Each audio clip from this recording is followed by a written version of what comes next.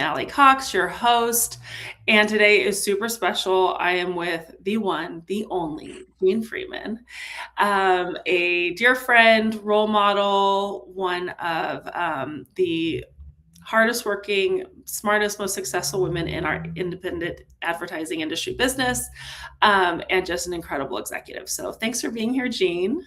Oh, thanks for that intro. Glad to be here. You're welcome. For sure. And I think that just excited to have you here, obviously, as the founder and CEO of Zambezi. Lots of incredible stuff has happened. And I know that over the 20-year history, you've touched a lot of different industries.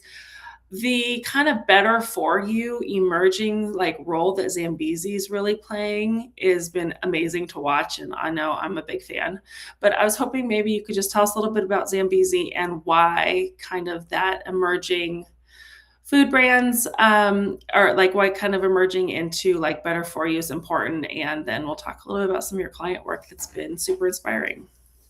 Yeah, I mean, if you think about Zambezi, I mean, this is our 20th anniversary, which is kind of crazy. And as you know, Allie, with operating an independent agency is no small feat in itself. So we're really proud of the longevity that we've had. And I would say specifically because of that, like, when we first started, we really had a focus in sports and entertainment. Again, a lot of our clients had celebrities, actors, actresses that were attached to brands that we then, came in and helped activate on them. I think, Pop Chips and Vitamin Water and Smart Water are great examples of that in our early days. But, the thing is also at this, even if you have a focus in sports, like there's a halo of health and wellness that comes to that. And so when you kind of think about athletes and how they show up, what is one of the most important things is the fuel that goes into their bodies in order for them to perform at the level that they do. So, I think it has become it's really more of an, pardon the pun, like an organic way of how we've extended with the types of brands that we can work on. Once Upon a Farm, Liquid IV, Health Aid Kombucha, I think are great examples of in our recent, few year history of like we're working on these emerging brands. And I do think that there is a tide shift specifically on the manufacturing side, which I know that you know really well. There's been more of a democratization in terms of distribution. A lot of brands and companies, while relying on retailers, have been able to form D2C relationships, which goes directly to the consumer, which I think then really has an interesting perspective of how agencies can play a role in helping these brands become relevant, going from a startup to a middle market types of brands. And what we do is, our positioning is making, building $1 billion brands. And if you think about it, that really hits at an emerging mindset, a brand and a company whose best days are ahead of them, where they are gaining market share and not having to defend market share and kind of figure out the new trends of what's happening from a consumer standpoint. So we have been intentional with the brands that we want to work with, the brands we want to reflect from that aspect of, the best days are in front of them from that emerging standpoint. I love that. Super future focused. And I think also what I also think that that's like a natural, I can see how it's like been a through line. Like that's also, I think most athletes think the same thing, right? Like if you know you're on your last like tail end of your career, like that's typically like kind of a scary place to be. So I would just love to know more about like why is this so interesting, like from a cultural standpoint, and like how are you able to kind of like weave your team, particularly across like client services and strategy, and like to want to care about this? Because I mean, obviously, like I think about Once Upon a Farm, an incredible brand, obviously great leadership. It's super intentional sourcing, by the way, like how they source their food and manufacturers really critically, like that's a big part of it. But how is the Zambezi sort of like approaching it from like a work standpoint, and like kind of bringing that thoughtful, like elevated approach? Yeah. Well, as Taylor Made Golf has been one of our longest standing clients. So like we have golfers, my handicap is terrible, so I won't Let's talk say about that. that. But we won't talk about that. I bring other things.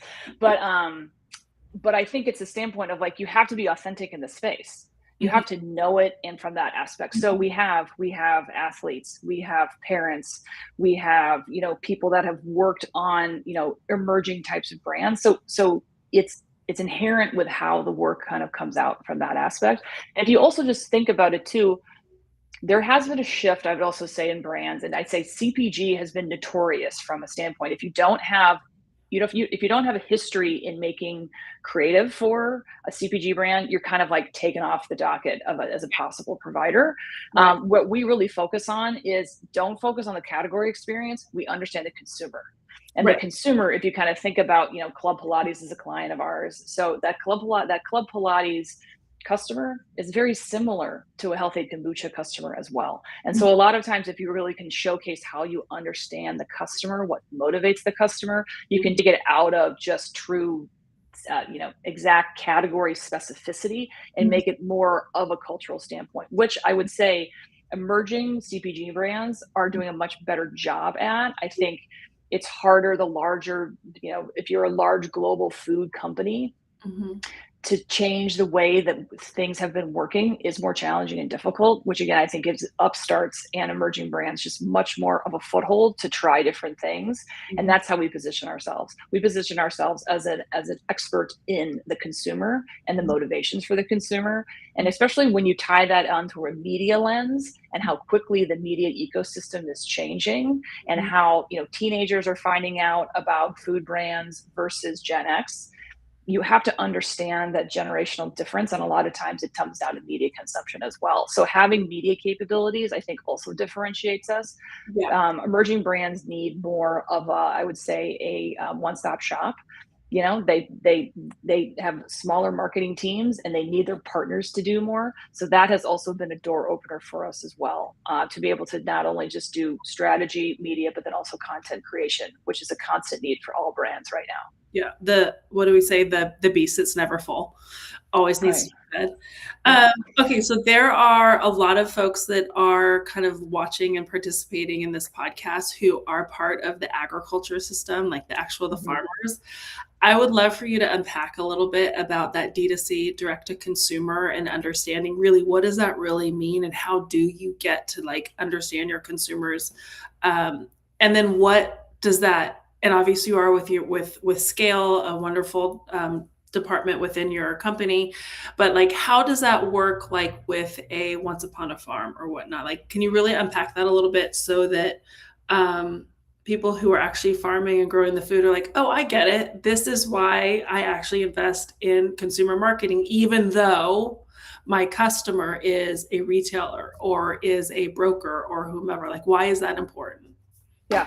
I mean, I think it's really kind of understanding. And again, we see this on the B2B side as well, Mhm. where it's like very focused on the sell in to what, but not the actual end consumer. And really understanding and making an effort into understanding that consumer, regardless of who you're selling to, is going to make your what you're selling, why you're selling that much more impactful. Because a lot of times too, if you're understanding consumer trends with like changes in agriculture, types of ways of operating, and then again how that affects from a standpoint from a sell-in of Mhm. who and who's the buyer on the other side. That's what I feel a lot of times too. It's focusing less on the exact services that you are selling, but more on the end product and the impact for the end consumer. Mhm. Yeah. And so, I mean, an industry term that we say a lot, we've already said it like probably 15 times in the last 8 minutes, is better for you. So, Hmm. like, people growing the food aren't thinking about growing a better for you product. They're thinking about like growing what they grow, right? And utilizing the equipment they have and the investment they Yeah. have and the manufacturing facility that they have and all the whatnot. How has like Whole Foods and like actual food that's, not Cheetos and manufactured food, how has that like become part of better for you? And do you think that consumers know that they're buying a better for you versus a whole food, or like what's your kind of thought on that? Well, it's definitely trending. Again, I think it's more about consumer trends. Let's use protein as an example. Like, I think we've got like protein in lemonade now. So I think from a standpoint, if you are a grower and a manufacturer, from the larger consumer trends, these are and again, there's business realities of current farming and implications of what you can and can't, implement in terms of that aspect. Mhm. But I think it's prioritization of seeing where things are going and the speed of which they're going, is something that we have to pay attention to. And I use this as an example too within our industry, and being in business for 20 years, our name comes from the Zambezi shark, which is one of the most adaptable animals on the planet. It can go from freshwater to saltwater and is a great entrepreneurial ethos, from a standpoint of what we stand for. But again, like, we kind of shed our skin every 5 years of the types of services, things we're going after. As you know, we're building a media practice, a production studio. So you have to have that mentality, Mhm. from a standpoint of what's working for us now is necessarily not going to work for us in 5 years, and consumer trends are going to continue to change. Yeah. We're seeing this in the workplace, as we know, as business owners. We've got, I think, 5 different generations that are in the workplace right now, and Mhm. having to adapt to the specific needs of the realities of kind of what that is. Mhm. So there's definitely a increase in emerging brands on the food space. Like, you can kind of see it. And then you see like larger food companies like General Mills really bracing from a standpoint of how do the products that have gotten them to the point in the last 15 years, how do they continue to diversify to really, have a product offering that's reflective of consumer appetite. Yeah. But I just think a lot of times I understand the business realities, and you're talking about, farm equipment from a capitalization standpoint that just can't turn on a dime, and you can start, growing something from year to year. But I think at the end of the day, when you're viewing it through what are the trends that are happening in the consumer standpoint, it can help dictate of then who actually, from a middle person selling aspect to you, can help really be that advocate, so then you can kind of get to that consumer. Yeah, for sure. I mean, isn't that part of like the benefit of working with an independent agency is like the leadership? Like, I mean, you and I both, I mean, we talk about this all the time. This is what we talk about for fun. For all those wondering what Gina and I talk about, it's like the business realities of like the actual finances and the loans and things like that. And it's like, I think that's one of the benefits I know a lot of our clients find with working with like a Noble West. And I'm sure the same with Zambezi is Hmm. like, sure, we work with publicly traded companies and brand managers and marketing managers and CMOs, but at the end of the day, a lot of times working with business owners. And so we can really like look them in the eye and be like, hey, we get this. This is business transformation through advertising and marketing. It's just a creative approach on what you already have built from an operations standpoint. And I think to that end, Jean, I know that Zambezi does a ton of great work across B2B as well. I mean, we've been really kind of talking a lot about consumers, but you've got a great creative portfolio of B2B work. And I was wondering if you could kind of share, again, remember a lot of the people that are listening oftentimes here have many stakeholders. So across Hmm. B2B, B2C, and like I always say, B2G, business to grower. I was wondering if you could talk a little bit about how the creative process, Mike, is similar or different if it's B2B versus B2C, and kind of what that means for kind of longer term investments that potentially an ag brand or a food brand might be experiencing. Yeah, I mean, so our B2B work, UKG, and LPL Financial, I think, are great examples of where we kind of have imbued more humanity into the Mhm. offering. When you're talking about financial services Yeah. or HR, payroll, these are sectors that can at times not really reflect the humanity that is on the other side. People enjoying their retirement, and then also, payroll companies like paying people and having them be part of like thriving organizations. Mhm. So it's distilling the fact, again, it's coming back to like not the services but the outcome, Yeah. and how they can be a differentiator in that. And a lot of times it's also just taking from a creative storytelling perspective that's there, but Mhm. taking it in like from a relevancy perspective of like where you are. Going back to the B2C perspective, so we worked with Once Upon a Farm on their first national brand campaign in advance of their IPO.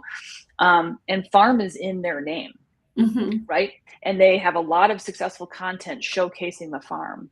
But I think one of the things that we're most proud of in that storytelling from a national audience is showcasing the breadth and depth of how Once Upon a Farm has expanded from a Mhm. product SKU assortment, not just only in baby, in toddler. They have moving into bars and then also shelf as well, and showing the usage occasions on where that can be.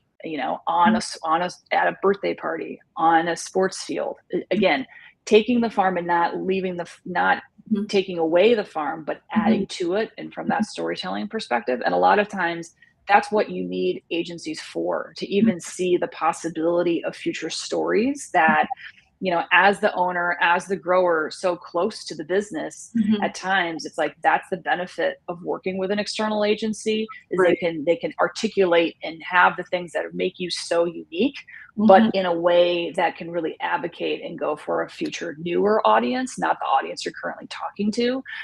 So I think that's, as you know, Allie, like that's what gets our people excited every day, is those challenges, those creative communication challenges, Mhm. where you can kind of help a brand really expand and see the possibilities of, and having creative and media be the avenue to do that.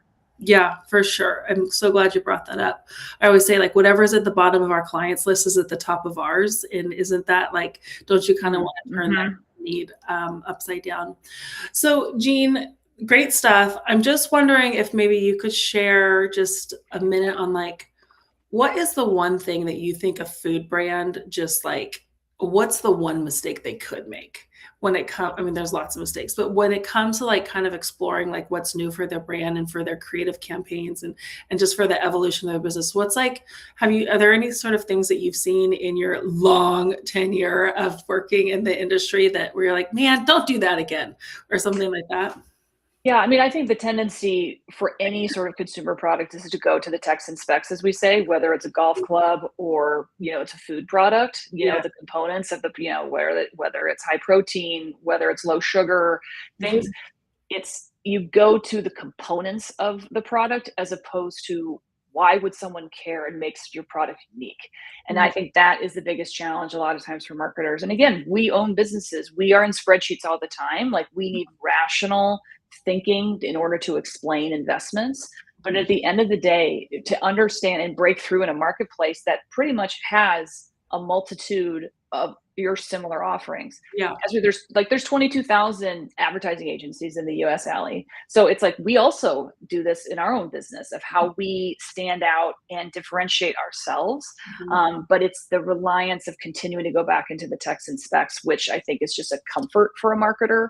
Mhm. And at times, yes, you have to have that, but really being able to push to the point of like what can make you unique and differentiated, um, is the thing that we love that challenge, and work daily with our clients to get there. Yeah, I love that. And I just appreciate you bringing that up because I think so often it's just about like, oh, let's just make it pretty. It's like that, sure, we're going to give you beautiful work, but Right. it better work. It better be Yeah. effective and it better be truthful and honest. And Gina, I just want to commend you because out of those 22,000 agencies, we know that not a ton of them are owned by women, but you have the largest woman-owned agency. And so congratulations and super proud Yeah. of you. Yep, one of the largest.